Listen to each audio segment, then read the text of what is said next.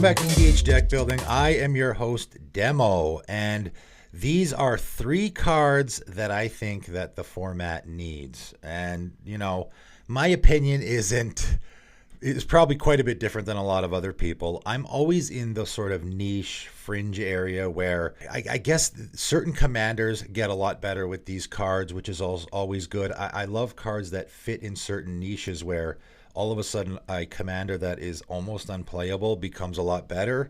So there's a lot of going on in this video. Also, I'm a big fan of the colorless cards, right? Because colorless cards are going to fit in every deck. So all 3 of the cards that I'm talking about here are colorless, and they're also kind of niche, right? These aren't big splashy cards or anything like that. They are very, you know, what I consider low power, which I don't think this is a bad thing, right? So we're starting out with Commander's Bauble. 3 mana artifact. Tap, add 1 mana of any color. I guess that should probably be add 1 mana of any color your commander's color identity, right? So it was similar to Commander's Sphere. I was making it basically the same as Commander's Sphere, except instead of sacrifice to draw a card, you sacrifice it to put your commander into your hand from the command zone. I think we need more effects like this in the format. Command Beacon, of course, this is sort of copying Command Beacon and Commander's Sphere, sort of combining the 2. And Command Beacon is used in a lot of decks, as it probably should be. If your commander is important to you at all, which in most decks it is, it probably should go in there. And man, again, just like with Reliquary Tower, it's a card that's been reprinted a lot and is still relatively expensive. So that makes me think that, you know, a lot of people are putting in their decks because their commander is very important to them. And I thought, why not another option? You know, we do have Netherborn Altar, but it's black, so it only goes with black commanders. It would be nice to have another colorless option for this. I don't want too many. I don't want people constantly cheating commander attacks, but it is nice to have maybe one more colorless option, because at the moment we only have the one colorless option that can go in any deck, which is Command Beacon. So it would be nice to have another one, you know, and it's a mana rock on top of that. Also, it's just great for certain commanders. You know, I have an Name as One deck that I talk about a lot. It would be great in there where I could get my commander into my hand so I can cast it from my hand. There are other commanders like Phage that you absolutely have to have in your hand. You know, there are other ways, but typically you want it in your hand so you can cast it. Hakon Stromgold Scourge is one that you definitely need in your hand. So throwing a bone to decks like that, decks that are very underwhelming, they're certainly not going to become overpowerful because of a card like this. Is just going to help them out with what they're doing. All of the Myojins as well, you want to be casting from your hand. So it just helps out with you know, really underwhelming fringe commanders with that. And also, you know, if you really, really don't want to be, you know, you want to be casting your commander a lot and not paying the commander tax all the time. Next up, Illusionist Relic, 2 mana, legendary artifact. Tap, target creature becomes the creature type of your choice until end of turn. That's it. Again, very simple. All these cards are very simple with what they're doing, but I think it would, you know, I don't know. I'm not going to say they're needed necessarily. It would be really nice to have them in the format. I was thinking of Distorting Lens when I made this card, how I've thrown that card in a couple of decks where it's just really nice to have that colorless artifact that can go in any deck if you care about, you know, color changing, if that's somehow the theme that you're playing around. And if you're playing around creature types, this can be great too.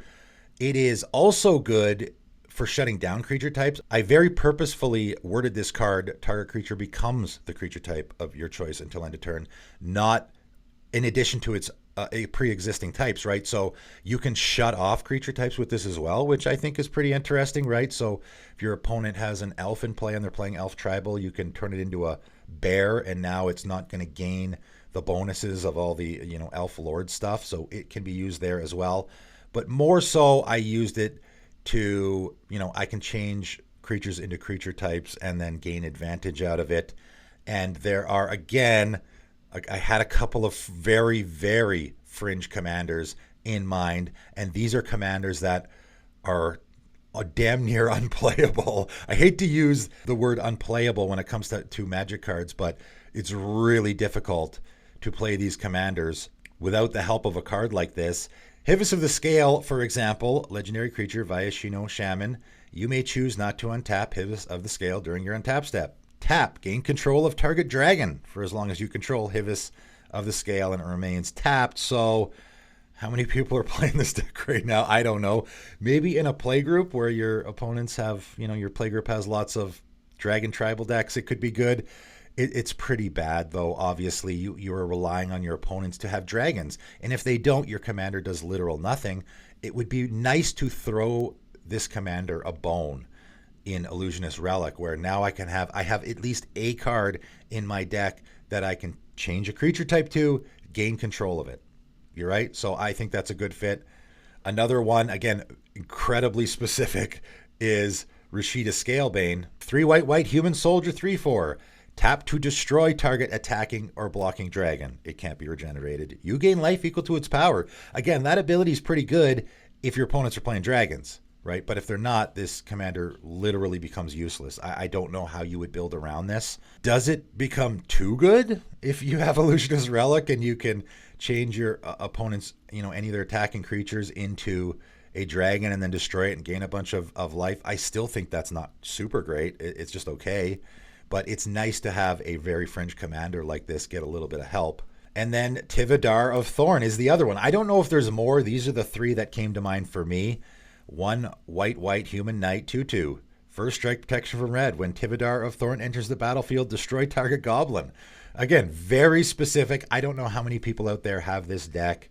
It would be really nice for fringe commanders like this to have that, Illusionist Relic in there where, my commander is going to enter the battlefield. I change one of my opponent's creatures into a goblin and destroy it. I don't think that's too powerful. It's a one-shot deal.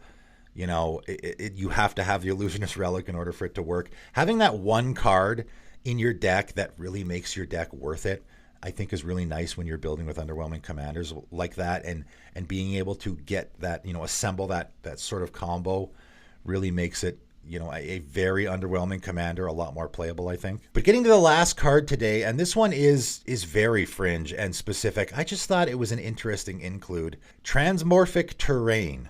Okay, it's a land, a colorless land. Again, all the cards here are colorless. They can go in any deck. Sacrifice Transmorphic Terrain. At the beginning of the next end step, search your library for a basic land card and put it onto the battlefield, tap, then shuffle your library.